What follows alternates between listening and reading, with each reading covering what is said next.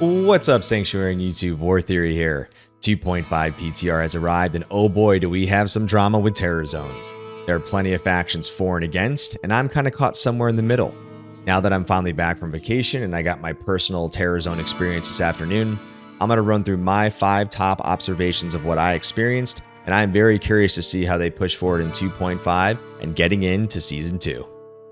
First, and the obvious observation, was the raw amount of experience gained from terror zones. Now, obviously, this was extremely deliberate and intentional from Blizzard, but ultimately what this means is that you have faster cruising to level 99.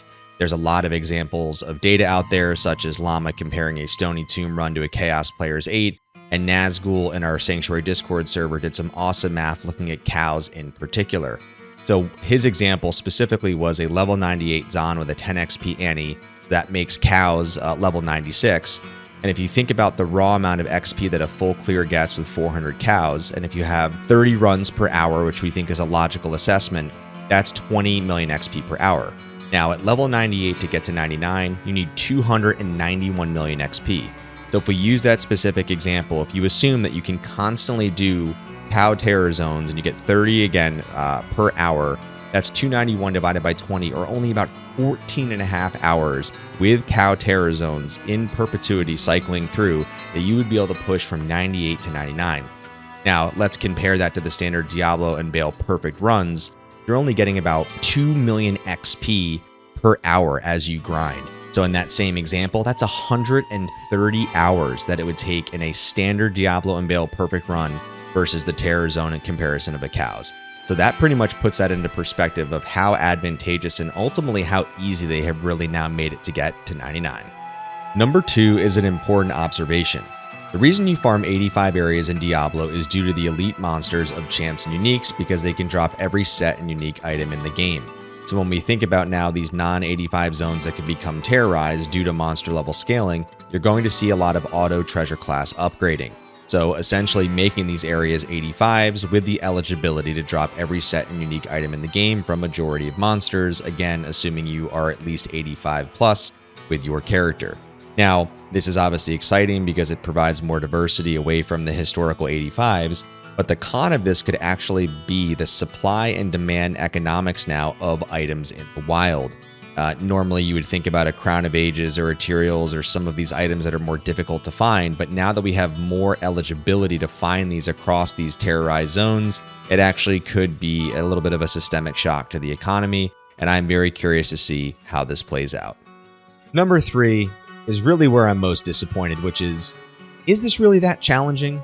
I didn't really think so. I think this is a shared feedback point for many that have tested this. Yes, in PTR, the characters were decently stacked and they were higher levels, but for most of us that were testing at Players 1, you quite literally didn't notice any difference. I was still able to plow through these with these characters at will. I wasn't remotely concerned or playing timid or shy. Now, yes, of course, as they do scale, they do gain damage increase, their defense is increasing. So where this really hurts people the most is if you are a melee character like a barbarian, for example. But if you play one of the kind of 3 premier characters, the caster or the sorceress, the, of course, Hammerden or the Jabazon, you should be able to plow through these pretty clearly. To be fair, if you were doing Players 8 in a Terror Zone and it was a split MF or you were doing solo self-found, yes, I'm sure it is definitely more difficult in that orientation. But my hope is that they do make this far more scary to play. When you hear Terror Zones, that's the first thing that comes to mind. So, jury's out on this. We'll see what happens. But again, I was very underwhelmed as far as the level of the challenge. Number 4. This is a little bit of a hot take, but I'm going to go out on a whim and say that cows are now the new Mecca and S+ tier of any zone in the game of Diablo, assuming that it's terrorized. You heard on point number 1 about the raw amount of experience you can get from a single cow run. But again, let's talk about the upgrading of the monster level. Cows historically was level 81. There's approximately 400 cows and it's an open field. So now assuming your character is 85 plus, that means that every single one of those cows is going to be 87 plus, which means that they are going to be eligible to drop every set and unique item in the game.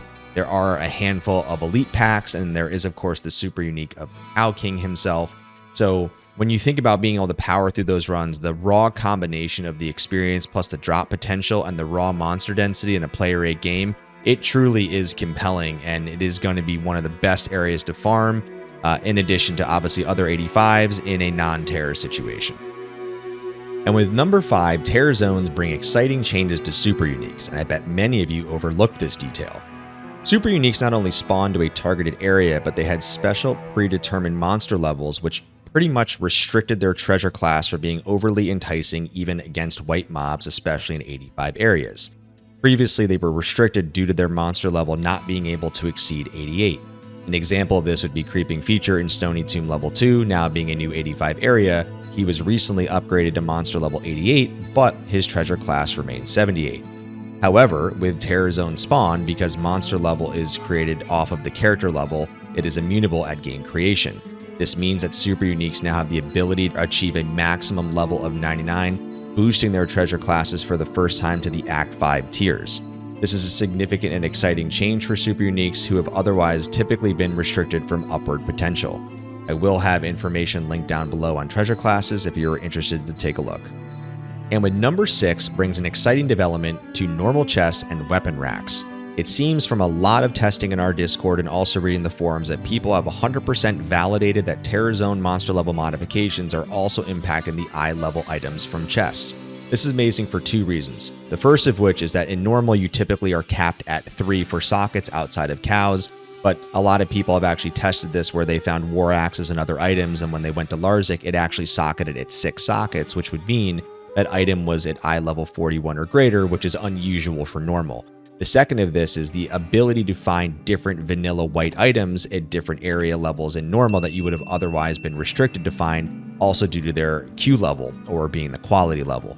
So this is pretty awesome for those 2 reasons. We haven't tested it on super chests, but I would assume that due to the hard-coded patterns of those and the locking and the unlocking nature, you probably aren't going to see any major modifications to those.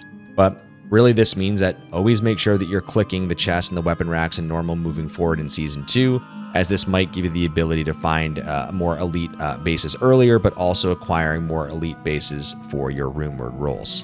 Sanctuary, you made it. Thanks for tuning in. Before you go, smash that like and subscribe button to continue supporting content development on my channel. If you want to join the Horde and I the next time I broadcast live on Twitch, feel free to drop a follow linked below. Stay safe, keep grinding, and see Vis Pacem Parabellum. If you want peace, prepare for war theory.